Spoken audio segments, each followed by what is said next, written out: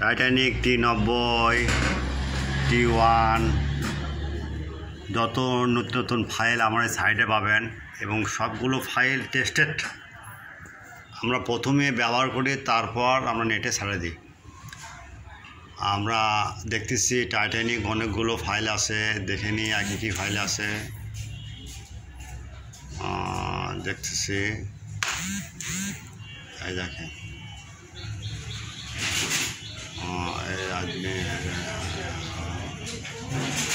দেখেন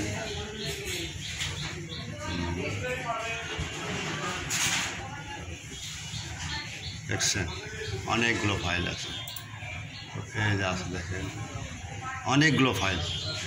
যেগুলো ফাইল পছন্দ হবে আপনার সাইডে পাচ্ছেন না, আমাদের সাইডে খুলবেন এবং স্কিপ করে রাখবেন, এবং কোনো সমস্যা হলে আমাদের কাছে জানাবেন, হোয়াটসঅ্যাপে নক দেবেন এবং ছবি দেখে ভাষণ থেকে ফাইলগুলো আপনার ডাউনলোড দেবেন।